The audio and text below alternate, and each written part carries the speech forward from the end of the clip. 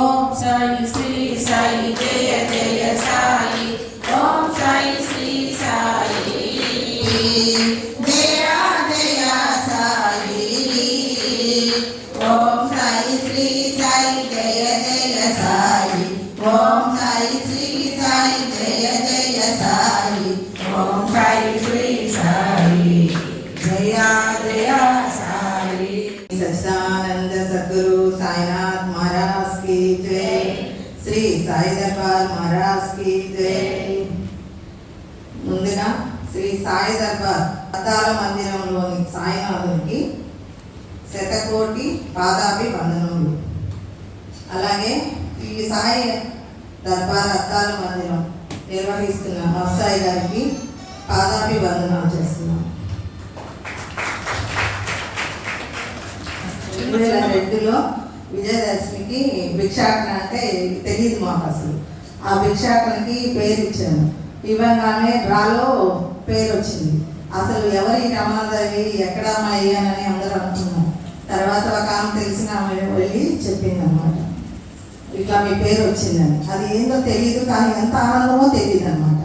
కానీ ఇక్కడ first starting భిక్షాటన చేసినప్పుడు అందరూ అసలు ఎలా చేశారంటే అది వీడియో ఉండేమో తెలీదు, కానీ చాలా అసలు మమ్మల్ని మేము మర్చిపోయి ఇల్లు తిరుగుతుంటే అసలు నన్ను నేను మర్చిపోయాను అనమాట. చివరికి అందరూ పూజ చేస్తుంటే అసలు ఎంత ఆనందమో ఏందో తెలియదు అసలు. కానీ అది చెప్పలేని మాటలతో కూడా చెప్పలేకపోతున్నాను అనమాట.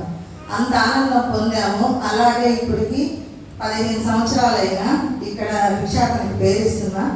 అప్పుడు అంటే ఇప్పటికి 6 సార్లు వచ్చింది. ఇంకా ప్రతి సంవత్సరం రావాలని కోరుకుంటున్నాము, కానీ బాబా ఆశీర్వాదం లేనిది ఏం చేయలేము. ఇంకోటి ఏంటంటే సాయి దర్బార్ అద్దాల మందిరం అని ఎందుకు చెప్పానంటే ఇది మేము కట్టుకున్న ఇల్లు. ఏంటంటే అందరం మేమంతా కలిసి ఇటుక మోసి ఇసుక మోసి తట్టలతో సిమెంట్ మోసి కట్టుకున్న ఇల్లు ఇది. కాబట్టి మా మొదటి ఇల్లు ఈ సాయి దర్బార్ అని గర్వంగా చెప్తున్నాను. ఎందుకంటే ఈ సాయి దర్బార్ అనేది ఇక్కడ కట్టారు కాబట్టి మాకు ఒక అవకాశం ఇచ్చారు. ఈరుకుంటే మనం ఇప్పుడు ఎక్కడైనా గుళ్ళు కడుతున్నారు, వాళ్ళు చేసుకుంటున్నారు, కానీ ఇది మాకు ఒక అవకాశం ఇచ్చారు. కాబట్టి మేము అప్పుడు చాలా ఆనందాన్ని పొందాము. ఈరోజు ఎవరైనా సరే సాయి దర్బార్ రమా అంటారు, కానీ నా పేరు మర్చిపోయారు పూర్తిగా. అలాగే మేము ఒకసారి భైరవపానికి వెళ్ళినప్పుడు అక్కడ పూజ చూడడం వల్ల అమ్మ మీరు సాయి దర్బార్ కదా అని అడిగారు. అసలు ఎంత ఆనందం వేసిందో నాకు.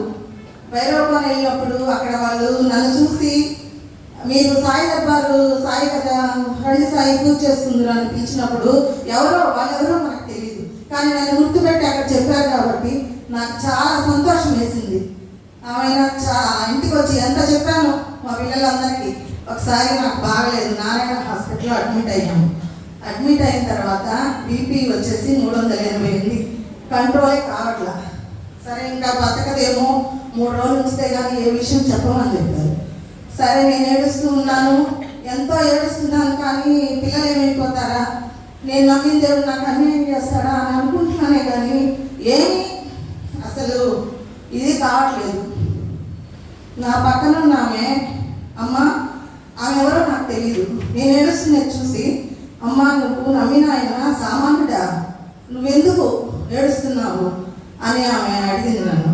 అడగగానే నేను ఎందుకు ఏడుస్తున్నాను, నేను నమ్మినోడు సామాన్యుడా, నన్ను పోలిస్తాడా తొందరగా అని ఆ రోజు ధైర్యంగా ఒక పాట గుర్తొచ్చింది. మస్తాయి గారికి ఎక్కువ ఇష్టం అన్నకి ఆ పాట అంటే. ఈ జీవితము నీ భిక్ష కాదా, మరి దానికే నేనేలా, కష్టముల కొండపై పడిన గాని నీ పాదాలు వదలను సాయి. ఆ 2 మాటలు నాకు ఇప్పటికి కూడా చెవులో మారుతూనే ఉంటాయి.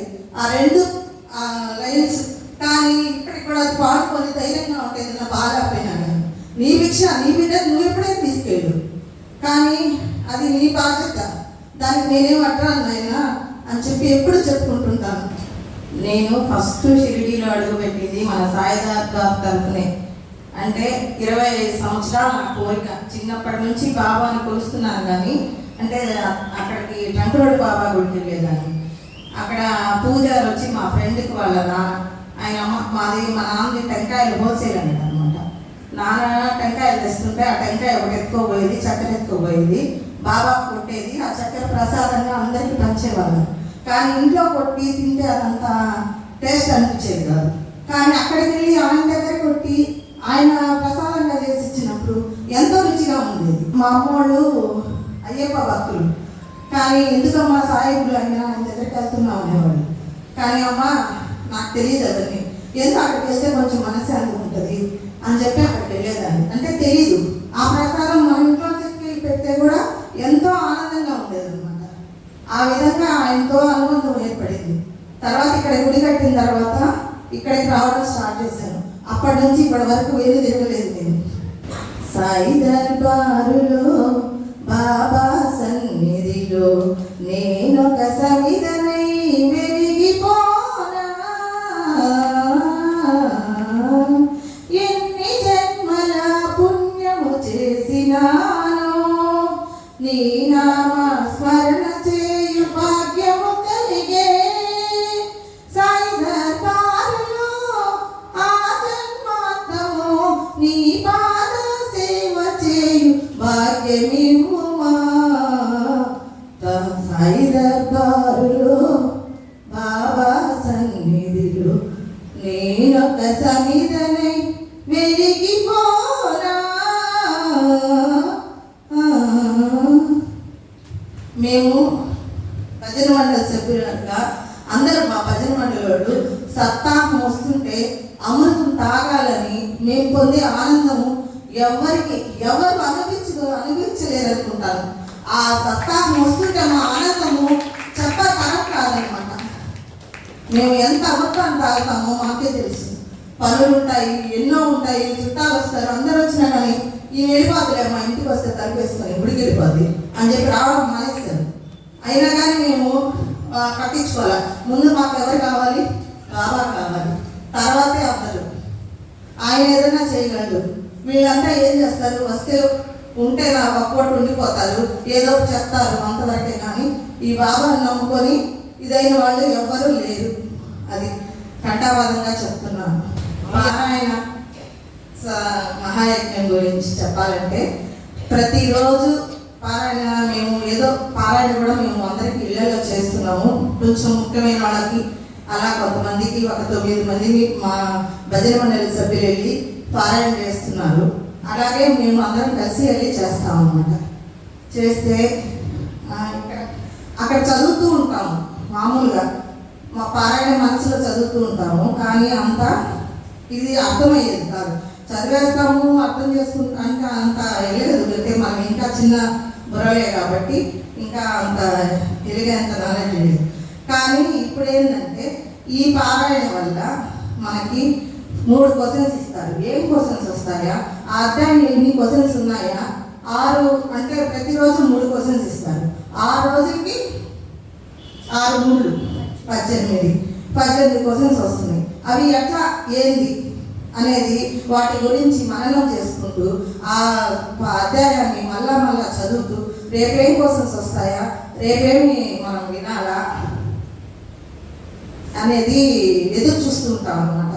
కానీ పారాయణ అయిపోయిన తర్వాత ఇన్ని క్వశ్చన్స్ ఉన్నాయని ఈ రోజుకి స్టార్టింగ్ నుంచి ఈ రోజు వరకు ఒక బుక్ పెన్ను పెట్టి ఈ క్వశ్చన్లో ఆన్సర్స్, ఈ అధ్యాయంలో ఆన్సర్స్ అందరూ చదవాలి, నా పిల్లలు కూడా చదవాలి అనేసి ఈ రోజు వరకు రాస్తూ ఉన్నాను.